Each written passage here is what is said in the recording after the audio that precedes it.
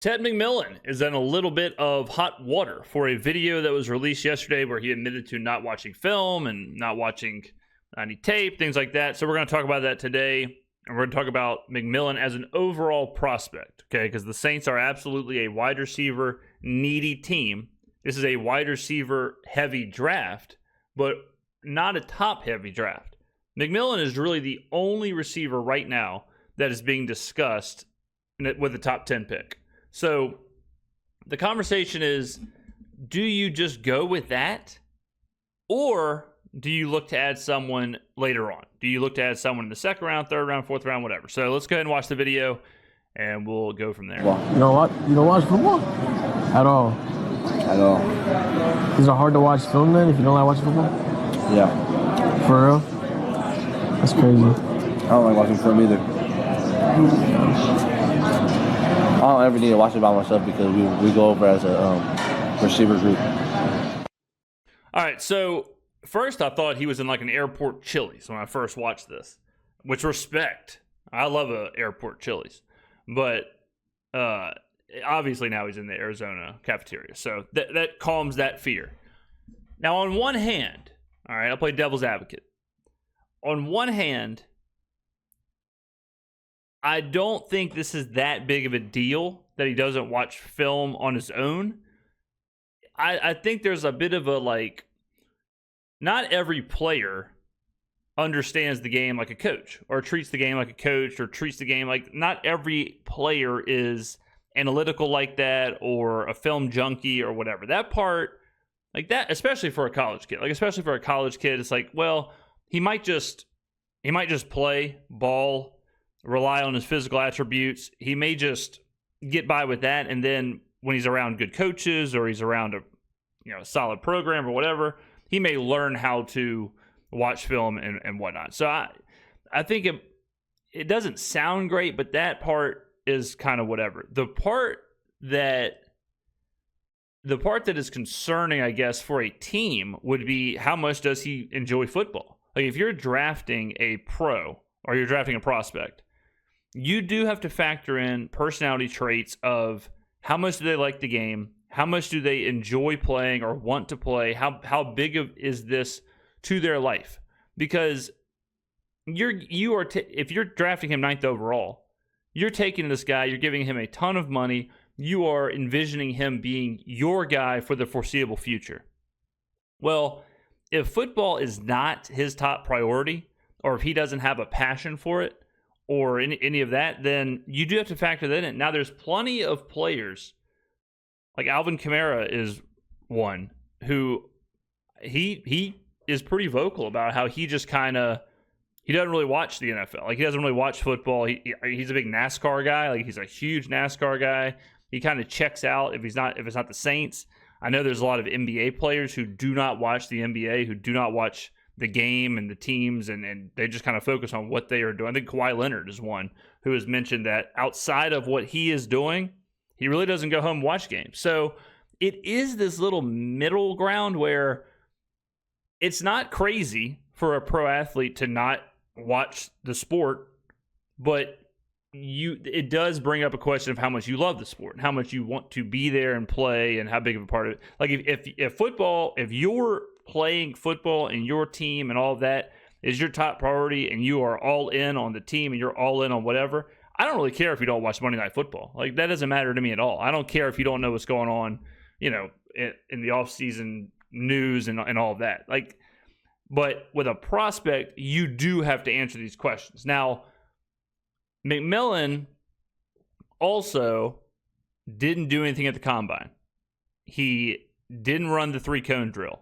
He ran a 40 at his pro day, but that is like controversial yet brave because of I'm getting got by the sun here, but it's controversial yet brave because of the hand clock. So he runs a 4.48 or maybe a 4.55 or maybe a 4.51 or who the hell knows. So they're stacking up to be a lot of questions about McMillan. There's starting to be a lot of like unknowns. All we really know is that he's 6'5". All we really know is that he's big body, right? And if all you are worried about is big bodies, you might want to clear your Google search, first of all. Now, we're also going to watch a video from A to Z Sports, who do a great job breaking down players, and we're going to watch their conversation about Tet McMillan from a month ago. Gifted wide receiver from Arizona. There was a comp I saw that was AJ Green and Justin Jefferson, which neither of those really make sense. The real talking point that we need to have with Tetairoa McMillan is, does his play style, does it work in the NFL? He is a Yeah, so we know what he does, okay? The comps are Drake London and Mike Evans. We know that he is a less than great separator, but really good at the, we'll call them contested, 50-50 balls. He's really, really good at winning 50-50 ball situations, and which makes sense, right? Like, if he's not getting separation, he's going to have a lot of 50-50 balls. The only way to be good in his situation is to succeed in 50-50 balls, which he has done so far. The question is, does that work in the NFL? jump ball monster. He is somebody who dominates in contested situations, which is all great in the college game. But is that going to translate to the NFL? Because there is a pretty scary track record of these jump ball guys not translating and not having success. It terrifies me, man. It terrifies me. I mean, because here's the thing about evaluation. You learn from your misses, and some of my misses early on in my career were on the catch point dynamo wide receivers, the guys that can't create separation in other areas. Because I know some people are going to look at him and say, Drake London, right? But Drake London was a good route runner, right? Like, Drake and he had London, some good long speed too. Like, he could separate. Yeah. I mean, at USC, dude, he was a good route runner. Like, you could throw him into the boundary, you could throw him to the field, and he could work routes, and he could create some separation in his routes. He was only going to be a separator as a catch point guy or route runner on the NFL level, just because the speed was just average for NFL standards.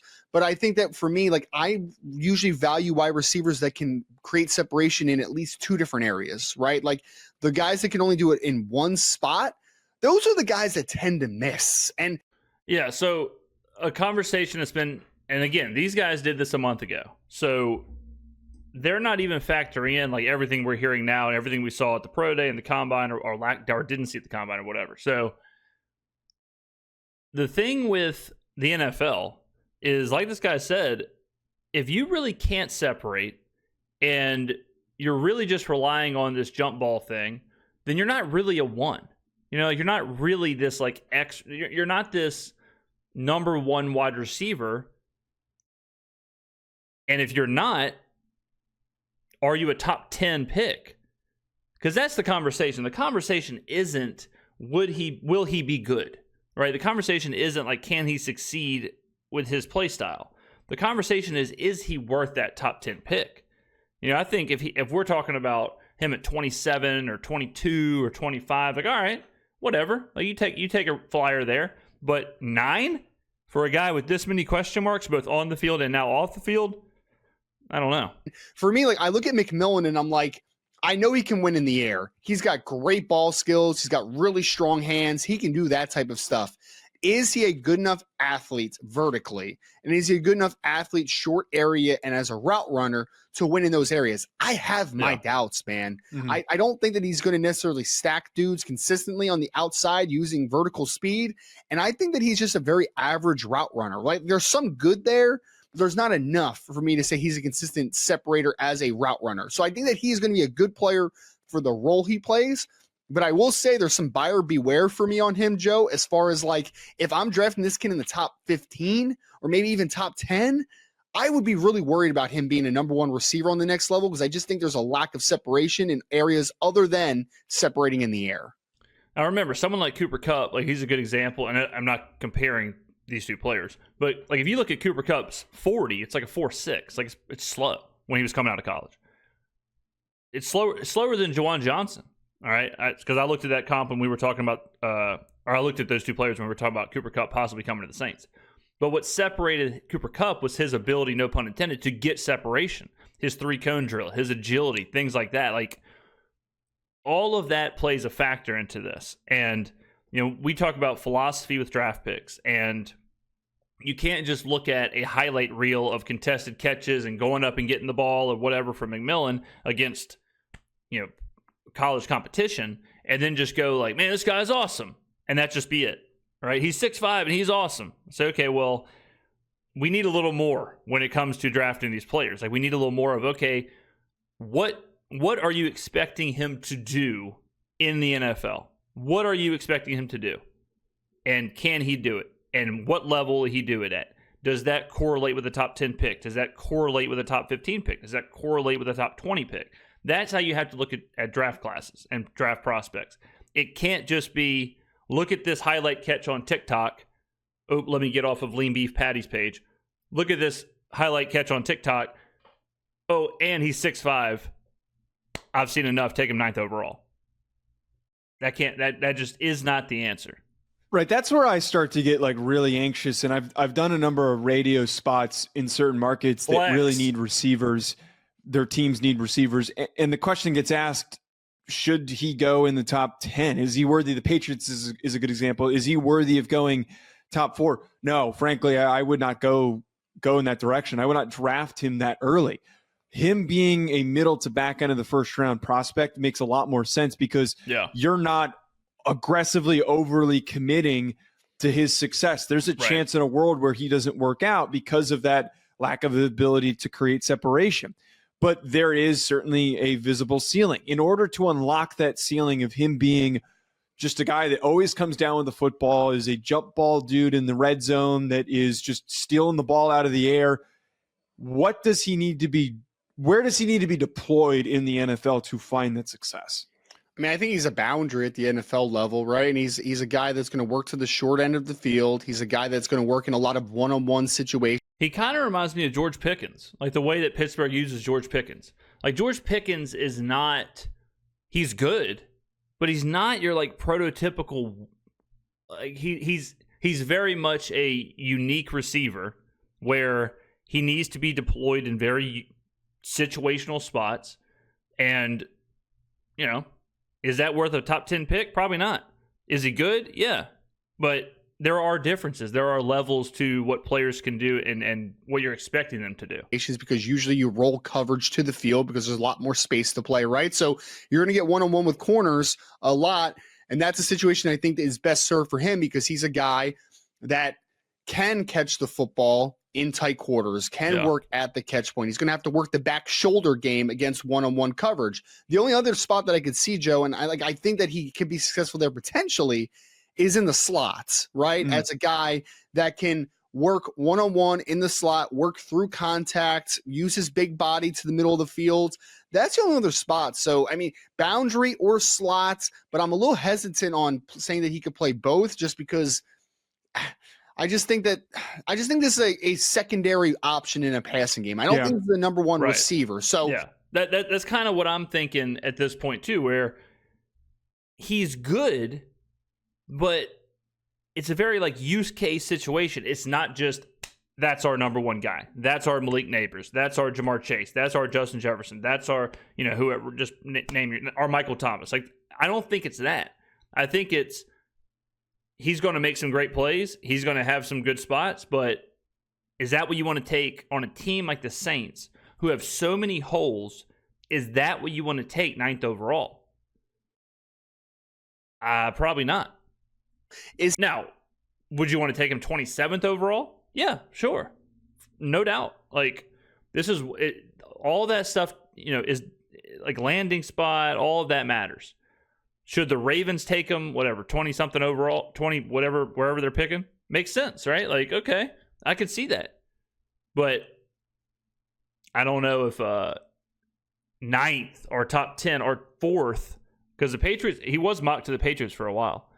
Like 4th seems crazy. Is he a boundary? Is he a pure slot? I have my hesitation on the slot just because I don't think he's going to create consistent enough separation in and out of his breaks to be that guy that really creates that easy underneath separation. Like, is he going to be an inviting body to the middle of the field? I think people have kind of coined him as that because he's 6'4 plus, because he has a big body, because he has a long frame. People are like, that's going to be a quarterback's best friend. And I slightly disagree with that. Not that simple. It's Right, not. exactly. Slightly, exactly. I disagree with it because an inviting target is a big body that can create some sort of separation that makes the easy windows for a quarterback. Does he create easy windows for a quarterback? No. Does he create some interesting situations because he can extend and has a great catch radius and he can win outside of his frame? Yes. But is he a guy that a quarterback's going to look at and say, that guy's open, he's a big body, I'm going to consistently get him the football? That's where I struggle with Tet McMillan to a great degree. I'd almost would pitch. I'd like him to play more in the slot because then that is going to create mismatches against sub-package defensive backs, zone and sub-package defensive backs, and he's going to be faster than most linebackers where he'll be able to separate as well over the middle of the field. If we were to just to pitch a ceiling and a floor before we close out here, his ceiling is Drake London, as you mentioned, where we've seen a ton of production out of him. Michael Thomas is another guy who played mostly in the slot, who is a big physical profile, who dominated off of slants, which was Michael Thomas was a separation superstar. I mean, that was Michael Thomas's whole thing. Michael Thomas was contested catches were good, obviously, but his separation off the line, his first step off the line, his ability to win on slant routes and things like that were at the elitist level. It was the recurring joke. But the floor here is him ending up like N'Keal Harry. There is a realistic shot that him being just blanketed by corners that are not far off from his physical profile, that are big and strong. Like guys like Sauce Gardner can find success against a player like him that can move their feet effectively enough and open their hips effectively enough to run step for step with him and also be like Alontae Taylor, like cornerbacks like that, like cornerbacks like Alontae who physical, physically can hold up. Those are the kind of cornerbacks I would give him a lot of trouble, where the speed isn't a factor, where the separation isn't a factor, because Alontae wants to be physical, right? So the problem with Alontae and cornerbacks like that is when you do have someone who can really separate, then the physicality just leans into what they want, right? They want you to be physical so that it's easier to separate. Be strong enough to win and to bully him not bully him, but keep up with him at the line of scrimmage, and also maybe disrupt them at the catch point. So there's a very wide range of outcomes here, which is why I think that there is a bit of pause from us when we're breaking him down. Well, and it's why I struggle with him in the top 10, because for me, he's Tim Patrick on the NFL level. And the healthy Tim Patrick, where he gets 800-900 yards if he's fully healthy, and he's a really good secondary option, right? If he's a great number 2 in an offense of a pass game weapon. But I just don't necessarily see number 1. I don't even know if I see Drake London potentially on the next level. I'm not sure I see that, because Drake London just had 100 catches and over 1,000 yards. I don't know if I necessarily see that with Tet McMillan. I see Tet McMillan really good number 2. If not, he's probably a very average to below average number 3. He's somewhere in that bucket for me. Just don't see number 1 receiver on the NFL level. Yeah, and I mean, again, that's fine. To be a 2, to be a top 25 pick, that's all fine. We're just talking about the Saints here. We're just talking about that number 9 spot. And I've seen a lot of people say, well, if not McMillan, then what? Then do you take Golden at 9? Do you take Igbuka at 9? Do you take whoever at 9? It's well, no, that's the worst way to do it. The worst way to do it is just interchange players and reach on a player because you want that position. The answer is you go to the next position. The answer is, who do you have best available? Who do you have worthy of that 9th pick? And then you find whoever, Trey Harris, Jack Beck, Savion Williams, Jalen Noel, we all know the names. Find them in the 2nd round. Find them in the 3rd round. Shift the Sudoku puzzle around. I understand the Saints need a wide receiver, 100%. But that doesn't mean you have to just take one at 9 if one is 9, if that one at 9 is not deserved of a top 10 pick. And right now it is seeming like McMillan might be a good pro. He might be a good player, but not at the level in which a top 10 pick should be used. So that's my thoughts on the whole thing. I'm off of him at 9. Again, he could be good. I think a team in the mid-20s probably will get a good player, but it's just not what the Saints need. All right, let me know in the comments below what you think. Thank you for watching, and I will see you in the next video.